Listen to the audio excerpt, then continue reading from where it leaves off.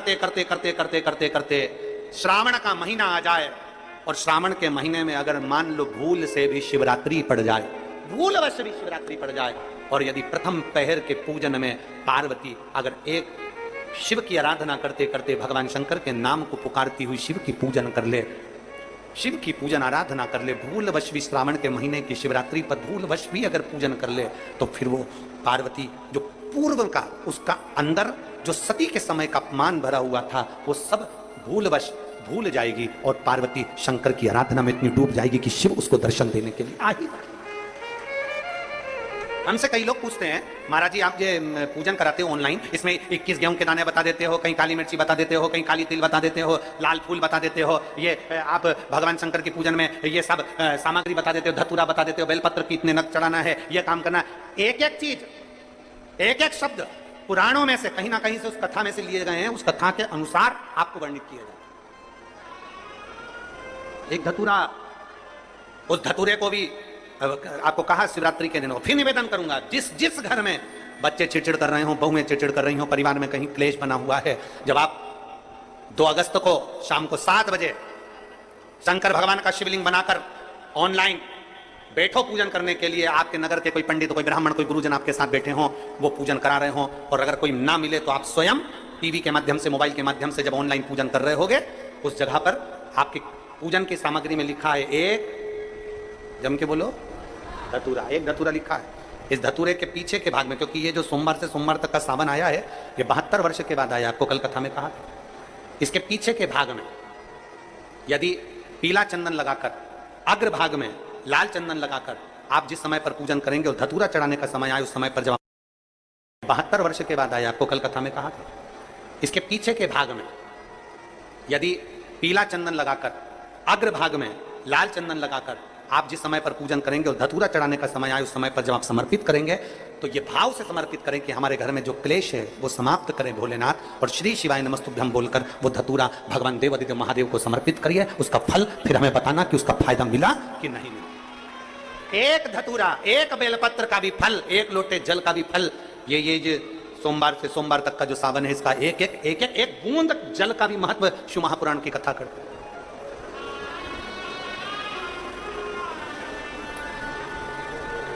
किसी ने कल के पत्र में था कि गुरुजी हम जो शिवलिंग बनाएं घर में सब अलग अलग बनाएं या एक बना लें, तुम्हारी जैसी मर्जी। तुम्हारे बच्चों का मन हो रहा है कि हम भी शिवलिंग बनाएं, तुम्हारे पति का मन है, पत्नी का मन है, सब एक साथ पूजन करें, एक शिवलिंग बना ले, उसकी पूजन कर ले, जैसा तुम्हारा मन करे। पर 2 अगस्त को शाम को 7 बजे प्रथम पहर में, प्रथम पहर की पूजन में करो। और फिर एक बात याद रखना, 12 महीने अगर शिवलिंग बनाते हो, प्रदोष को शिवलिंग बनाते हो, सोमवार को शिवलिंग बनाते हो, बाकी के महीने में तुम शिवलिंग बनाते हो, तो उसको रात होने से पहले विसर्जन करना पड़ता है। अगर बाकी के समय शिवलिंग बनाते हो तो रात होने से पहले विसर्जन करना पड़ता है।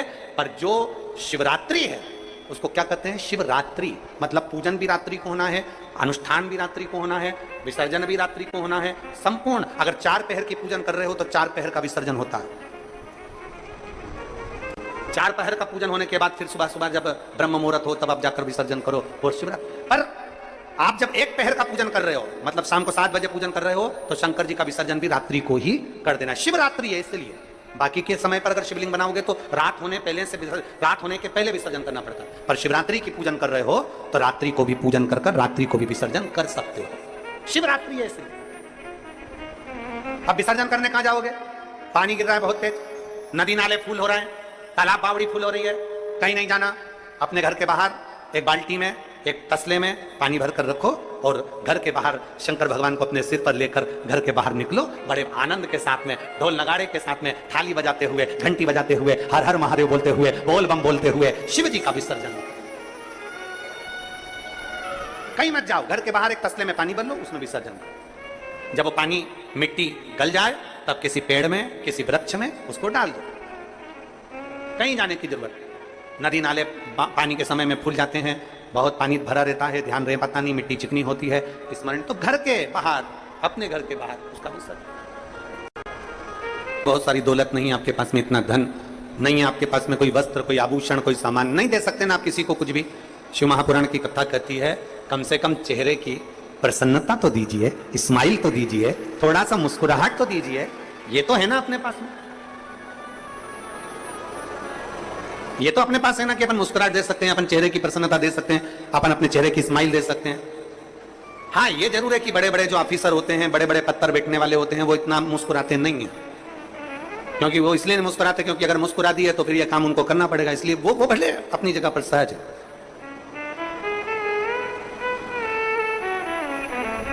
पर शिव कथा कर रही है, भगवान शंकर का संवाद कर रहा है, शिव महापुराण की कथा कर रही है, भगवान शंकर का चरित्र कर रहा है। आप कुछ नहीं दे सकते, प्रसन्नता दीजिए। हम तो यहां तक कहते हैं कि दुनिया के लोग अन्न दान कर रहे हैं, वस्त्र दान कर रहे हैं, कन्या दान कर रहे हैं, मुद्रा दान कर रहे हैं, स्वर्ण दान कर रहे हैं, कोई वस्त्र दान कर रहा है। हम आपसे निवेदन करेंगे, आपके पास में कुछ नहीं है तो भगवान शंकर का नाम श्री शिवाय नमस्तुभ्यम का दान भी करना प्रारंभ करिए। ये मंत्र का दान करिए, ये स्तुति का दान करिए, पंचाक्षर मंत्र दीजिए, नमः शिवाय, षडाक्षर मंत्र दीजिए, ओम नमः शिवाय।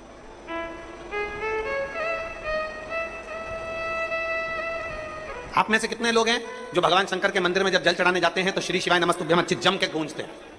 कहते हो जम के? 4 लोगों तक तुम्हारी आवाज पहुंचे, शंकर को जल चढ़ाओ। और जल चढ़ाते चढ़ाते जिस मंदिर के प्रांगण में जितने बैठे हो, बाहर नंदी बैठा है, मां जगतजननी बैठी है, गणेश जी बैठे हैं, षडानंद कार्तिकेय बैठे हैं, और शास्त्र कहता है शंकर भगवान का जहां जल चढ़ता है उसके सामने से जो जल निकलता है उस स्थान पर 33 कोटि देवता बैठते हैं। हम एक अकेले शिव जी को नहीं बोलते, हम जितने देवता यहां पर विराजमान हैं, जब हम जम के बोलते हैं श्री शिवाय नमस्तुभ्यम, उन सभी को नमन हो जाए, उन सभी को। कितनी भी बड़ी बीमारी हो, कितना बड़ा भी रोग है, कैंसर जैसी बीमारी से जूझ रहे हो, किडनी लीवर तक अगर खराब हो गया है तो शंकर का गुणगान करिए। 1 लोटा जल शिव जी पे चढ़ाकर उसका आचमन करना। एक पत्र है देखिए, में आ जाते हैं और शिवलिंग की आकृति में आने के बाद फिर हम भगवान शंकर का गुणगान करते हैं कि शिव इन सब का कल्याण करने वाले, ओ गढ़दानी तू सदा कृपा करने वाले, करुणा करने वाले, कृपा करना, करुणा करना। श्री शिवाय नमस्तुभ्यम।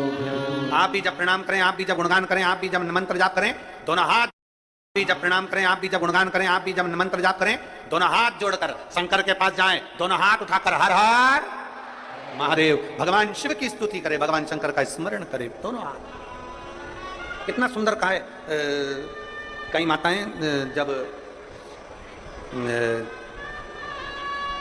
माताएं जब जल चढ़ाती हैं तो एक हाथ से तो जल चढ़ाती रहती है, दूसरे हाथ से भगवान को घसती रहती है। शिव महापुराण की कथा कहती है पहले जल चढ़ा लो, फिर थोड़ा सा घस लो दोनों हाथों से, फिर वापिस जल चढ़ा लो। दोनों हाथों का प्रयोग करिए, दोनों हाथों का प्रयोग करिए। जहां शंकर है वहां कैसा भी, कितना भी दुख आए, कितना भी कष्ट आए, कितनी भी तकलीफ आए, शिव उसको संभाल ले। जहां शिव नहीं है वहां फिर जीव धक्के बहुत खाता है। जहां शंकर नहीं है फिर जीव धक्के खाता।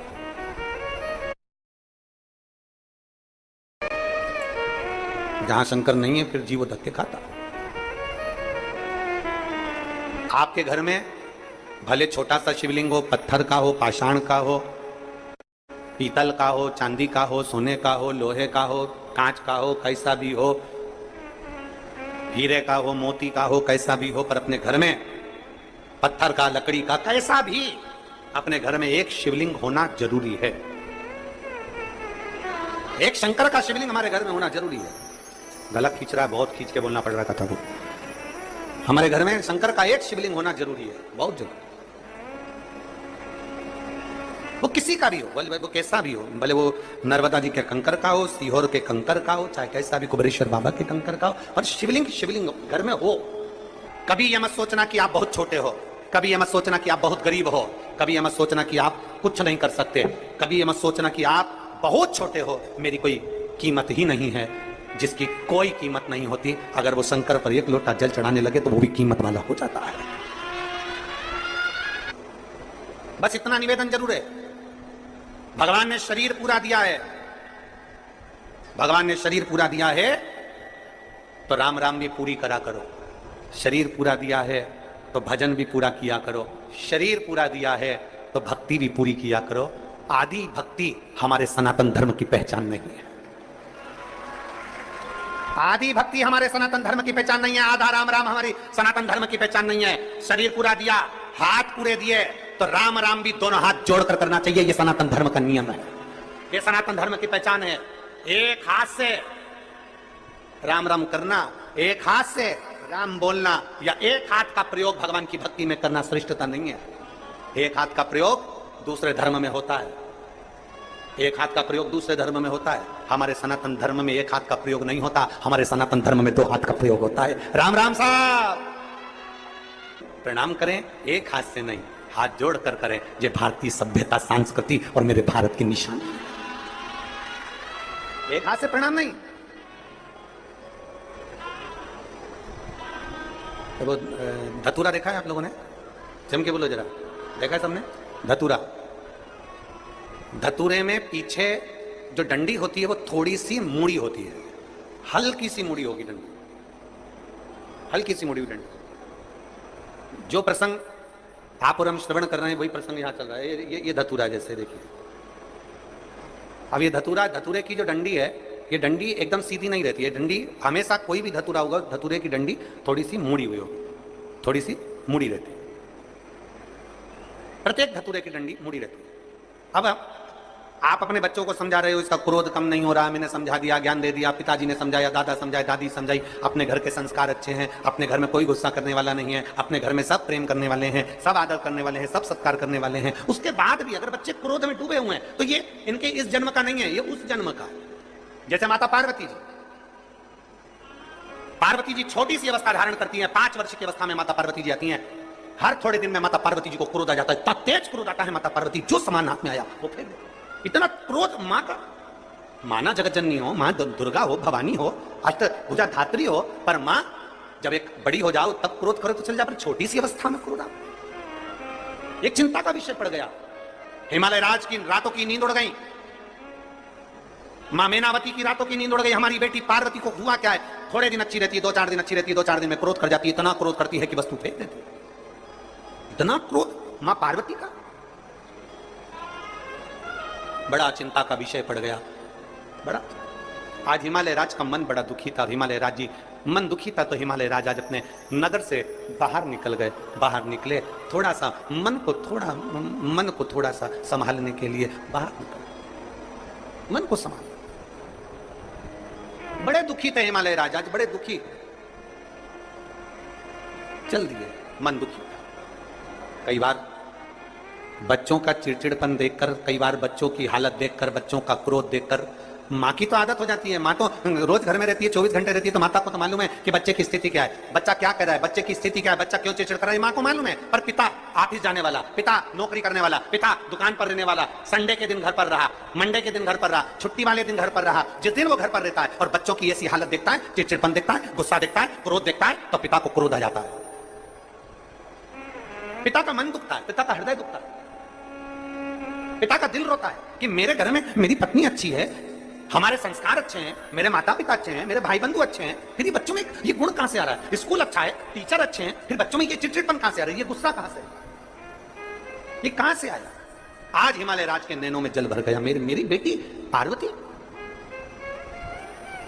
और मेरी बेटी पार्वती जी की ये दशा, मेरी बेटी पार्वती की ये दशा। नैनों में जल भर गया, हिमालय राज बाहर निकल गए। आज भवन से बाहर निकले हिमालय। बहुत बहुत साधु था। इस कथा को जनमानस तक इसका स्मरण जरूर होना चाहिए। हिमालय राज, सामने से तुमरुका जी आ रहे हैं, घोड़े का मुख लगाए, हाथ में वीणा रखी है, एक हाथ में करताल है। नारद जी का जैसा स्वरूप होता है वैसे ही तुमरुका जी का स्वरूप है। घोड़े का मुख लगाए, हाथ में वीणा है, एक हाथ में करताल है, और तुमरुका जी भगवान का नाम लेते लेते चले आ, चले आ।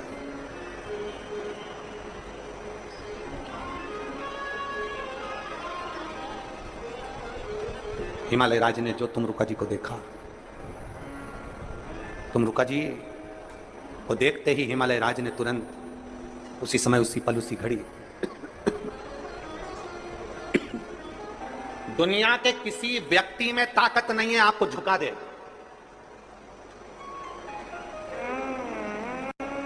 हर से टूटता है, सबसे ज्यादा झुकता है